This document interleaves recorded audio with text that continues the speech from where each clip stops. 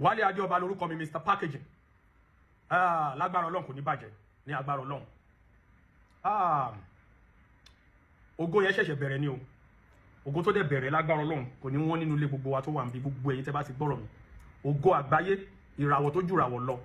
Ògo tó jẹ́ pé kò kí ń ṣògo lásán, tó jẹ́ pé a máa pọwó sí yín lápò. Lágbára Ọlọ́run kò ní tán nílé gbogbo wa, lágbára Ọlọ́run. Ṣé rí ògo ni mo fẹ́ sọ̀rọ̀ ń pẹ̀. Ológo ló máa ń lógun. Gbogbo nǹkan tó ṣẹlẹ̀, nǹkan tí mo fẹ́ jẹ́ kẹ́yìn èèyàn mọ̀ nípa ìyẹn. No matter the hatred or the amount of hatred might be. Ṣé rí tẹ́ni yẹn tó bá ti lógo láyé. Ẹ wo bàbá wa, our president Tinubu, mo ṣe bàbá. Tí bàbá ṣe wà yẹn, ṣé mogun tí bàbá yẹn jà tó fi wà níbi tó wà. Bàbá wa Bola Ahmed, the president, Tinubu aṣíwájú. Ẹ mogun tí bàbá yẹn jà. Ó ní nǹkan tí mo fẹ́ kọ́ wa lálẹ́ yìí, ó ní nǹkan tí mo fẹ́ arise o. Ṣé mogun tẹ́ni yẹn jà. Bàbá ò tiẹ̀ wojú anybody. Wọ́n doctor many things. Wọ́n jáde, wọ́n tún sọ pé bala blue, bulaba, gbogbo kò sí nǹkan. I supported him then. Ìwọ̀nba táwa náà lè ṣe lábẹ́lábẹ́, mò ń sọ̀rọ̀ jáde díẹ̀ ńgbà yẹn, mò ń post ẹ̀, mò ń sọ̀rọ̀. Mò ń post ẹ̀. Ẹ jọ̀ọ́ nítorí Ọlọ́run. Gbogbo nǹkan tí bàbá yìí, gbogbo nǹkan tó ń ṣe, gbogbo ogun tí bàbá yìí jà. Ṣé kò borí ọ̀tá? Ẹ wá máa wo nǹkan, ẹ máa wo ibi tó le sí o. Ṣé wá ra wọn ọ̀tá yẹn? Logically nsìn, wọ́n wá sí ọ̀dọ̀ bàbá Tinubu because you can't, there's nothing you want to do. When you're a social person, you're a corporate person, big company's owner, you can never do without the president or presidency l'office wọn yẹn, because àwọn kankan wà wá fẹ́ gbé gbàbẹ̀. Kò sí bó ṣe lè ṣe. Ó ní mo ṣe sọ́ngbà kan, mo ní ìràwọ̀ tọ́lọ́run fún Alhaji Adébísí Àkàndé Taye currency. Ó parapọ̀ mọ́ ti bàbá Tinubu. Ó dẹ̀ parapọ̀ mọ́ ti Alhaji Wasiu, àbí Alhaji Wasiu, K1 the ultimate. Àyìndé Marshal. Ó parapọ̀ ó jọra because bàbá yẹn náà kò sí bó ṣe bú tó. Ẹ tún ti rò ní plane tó ṣẹlẹ̀ ńsìn. Ó lè jẹ́ pé nǹkan ńlá kan tó ń bọ̀ nìyẹn, ìràwọ̀ bàbá tún fi dìde ni. Ó tọ̀rọ̀ ni o, that's the fact. Kò sí bẹ́ẹ̀ ṣe lè sọ. Kò sí bẹ́ẹ̀ ṣe lè hate Wasiu Àyìndé tó. Kò sí bẹ́ẹ̀ ṣe lè sọ̀rọ̀ against Wasiu Àyìndé kẹ́ bully ẹ̀, kẹ́ ṣe anything. Ẹ máa like ẹ̀ last náà ni.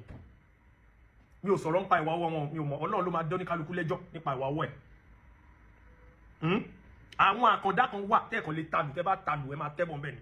Instead of your vision and your mission, that your bad vision, your bad intention, to bring these people down, to wash them down, to discredit them, to disvalue them, to rubbish them, to rubbish their brands. Despite all that, Ọlọ́run ṣe máa elevate wọn ni. Ọlọ́run máa ṣe kíni, Ọlọ́run máa gbé wọn ga. Kò sí nǹkan tẹ́lẹ̀ ṣe. The same thing applicable to me o. Wálé Adéọba, mo sọ fún yín pé mo gba endorsement, all the international endorsement from Turkey. Ẹ lọ wo orí page mi, mo post ẹ síbi nǹkan tí mo níṣẹ́ ti rí. Mi ò dẹ̀ fẹ́ sọ, èmi ò ń sọ̀rọ̀ achievement lórí kíní. Mi ò fẹ́ sọ but mo rá àwọn fídíò kọ̀ọ̀kan ni.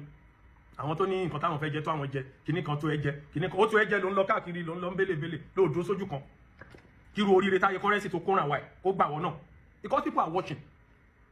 Àwọn èèyàn wò yín now, people are watching you, they are watching what you are saying, they are following you. Wọ́n á rò kì í ṣe pé mo farabalẹ̀ mo rọ́sọ lọ́rọ̀ sísọ. Ẹlòmíà máa farabalẹ̀ máa ṣe stupid things.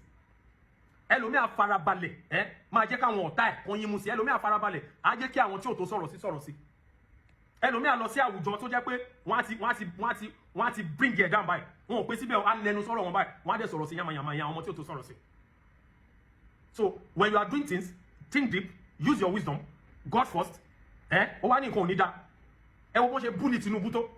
Second time yìí á dẹ̀ wọlé, kò sí nǹkan kan tẹ́ fẹ́ ṣe sí, kò sí. Kọ́lọ́n kan bá mi dẹ́mi wọn sí, Ọlọ́run á dẹ̀ dẹ́mi bàbá wa Tinubu, Ọlọ́run á dá sí. Kò yẹ yín because the elites is only the elites, the reasonable people that will know that this man is doing well. No pain, no gain lọ́rọ̀ Nàìjíríà. Because ẹ máa wá ń sẹ́ni mo ẹ máa ní o sì ti bẹ̀rẹ̀, o sì ti ń campaign fún Tinubu díẹ̀díẹ̀, o ti ń campaign fún, tẹ bá ní mò ń campaign nìyẹn. I'm a man of God, I will tell you nothing but the truth. Either you take it. Ṣé rí ọ̀rọ̀ bàbá Tinubu tí kò bá lákọsílẹ̀ ni, bàbá yẹn ò lè wà ń bẹ̀ lẹ́ni. Ṣé bó ní many prophet tó jáde, tó ní ó máa kú ni. Àwọn kan ní tó bá fẹ́ ṣe kíní yẹn wọ́n máa gbé ni. Àwọn máa arrest ẹ ni. Forgery of kíní kan. Nǹkan kan lágbé nǹkan kan ju kankan. Ìrìn oríire láyé kò ń lọ straight o. Ariwo gọ̀gọ̀gọ̀ ni tí ní ẹ bá ń lọ straight báyìí lọ fura sọ́rọ̀ rẹ̀. Tó o bá bú ẹ láyé kò ń ṣépè fún ẹ lọ fura sọ́rọ̀ rẹ̀ o. Nǹkan tí ó bá máa dá lọ́jọ́ wájú kò ń ìbẹ̀rẹ̀ ò kí ń wà pa. Tó bá wà pa, tẹ bá ṣe bẹ̀bẹ̀ la ṣe wálẹ̀. Ìyẹn ọ̀rọ̀ bàbá Tinubu, ó dẹ̀ máa wọlé ẹlẹ́ẹ̀kejì. Ìyẹn lọ bẹ́yẹn. Ọ̀rọ̀ bàbá Tinubu kò yàtọ̀ sọ̀rọ̀ currency. Ẹ̀rí currency. Mi ò fi yọ yín o. Mo ní ó níbi tí máa arrive nísinsìnyí. Ẹ wo ọ̀rọ̀ currency ẹ wo bó ṣe rí. Despite the egun tẹ lọ gbé, despite gbogbo èpè, despite gbogbo bẹ́ẹ̀ ṣe ṣarajọ, despite the WhatsApp call, WhatsApp kíní tẹ lọ dá sílẹ̀ tẹ fi ń bú àwọn tẹ fi ń bú tẹ ṣe gbogbo àwọn tẹ ń sanwó fún ó kò lẹ́kọ̀ọ́ èbó èso tún wà nìbàdàn yẹn òun náà tún bẹ̀rẹ̀ tí ó ń sanwó fáwọn kọ̀ọ̀kan kẹ mú yàn wálẹ̀ ẹjọ́ ibo ni currency wà ibo lẹ́yìn wà lẹ́nu ẹ wo level yẹn síra number one de play mélòó lẹ́yìn ń gbà bí currency play mélòó lẹ gbà máa yí pé yín ó jáde ó bẹ ọ̀gẹ́ ẹni kò bẹ Paso dẹ̀ jẹ́ kẹ́ mọ̀ pé nǹkan tẹ́yìn fans fẹ́ ó ti fẹ́ nǹkan Paso ó ti kúrò nù ẹ̀ kò ríro bó ti sọ ní nǹkan tẹ́yìn fans fẹ́ ẹ̀yin alábùkù tẹ́ fẹ́ ẹ̀yin bad fans ní òkè ẹ̀yin fans Paso gidi o tẹ́ fẹ́ ẹ̀yin blogger wèrè yẹn ló ti fún yín yẹn yes ẹ̀ dúró ẹ̀yin sọ̀rọ̀ ó tún lọ bí kó tún bẹ̀bẹ̀ ó nítorí kárí àwọn torí kíní ẹ̀ tún sọ ṣẹ́yìn burú tó currency ni ẹ̀yin burú ni ẹ̀yin ò burú ẹ̀ burú tó currency ẹ̀ burú tó àwọn tó ń tẹ̀lé currency tẹ́lẹ̀ currency tèmi mọ̀ kí ni kí lẹ jẹ́ ká ní tẹ́lẹ̀ ni a ti kàn yín lára á fọ gbogbo yín sọnù tó fẹ́ wá yín tì ni but àgbà ti ń dé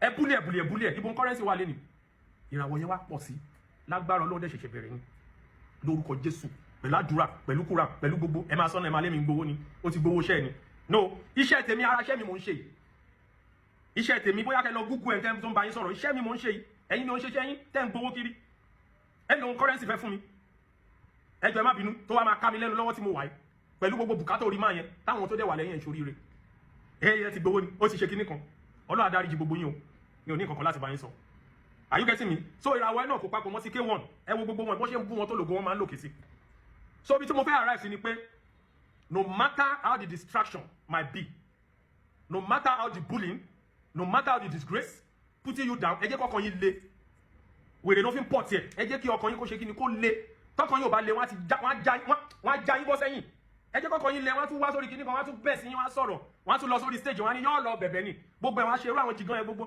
see all those things Taye currency rí gbogbo kíní as distraction ni ó fèsì iṣẹ́ ó tẹra mọ́ where is the Taye currency today lágbára Ọlọ́run testimony lẹ máa gbọ́ ìròyìn ayọ̀ lẹ máa gbọ́ lágbàlá alẹ́ àwa olódodo bó ṣe jẹ́ nìyẹn tó ṣe tí life ṣe rí nìyẹn ẹnìkan kò bá ti jáde sí kó bu èbú kí ló káyé kò káyé náà nígbà tẹni tí wọn ò ṣubú tó dẹ̀ lọ àwa náà tẹ̀ ń bú à ń gòkè àgbà àtúgbò endorsement mo gba endorsement inú mi ń dùnú ayọ̀ mọ́ wa mo gba endorsement ó wá wú mi lórí ìgbà tó dé pé we been following you mo ní where ó ní lórí ọ̀rọ̀ Taye currency tí mo ń sọ pé the only thing tó kọ́ máa ṣàwọn ni pé mo máa ń fi ìbínú sọ̀rọ̀ tó bá tó jẹ́ mo ní because I'm plain wọ́n ní mo máa fi ìbínú sọ̀rọ̀ because I'm plain tó bá ṣe wà nú mi máa ṣe sọ because àwọn yẹn wrong things náà ṣe wọ́n ní wọ́n dẹ̀ pàtẹ́wọ́ fún mi either you take it or leave it is my life kò kàn yín reason tí mo dẹ̀ ṣe fídíò yẹn gbé jáde gan ó ní reason torí àwọn kan tó ń sàkiri wọn níṣẹ́ lọ́wọ́ wọn ṣe wọn gain wọn ṣe èmi gain ni o àwọn èèyàn mi tó dẹ̀kù náà gain mi ò dẹ̀ látán gbogbo ẹ̀yin tẹ́ wá ń bẹ̀ bú yẹn sìn ẹjọ́ kí ni gain yín o tẹ́ ń parọ́ kiri yẹn kí ni gain yín wọ́n dì mọ́ yín ẹ̀ ń dìde ẹ̀ wá sunkún òṣì kiri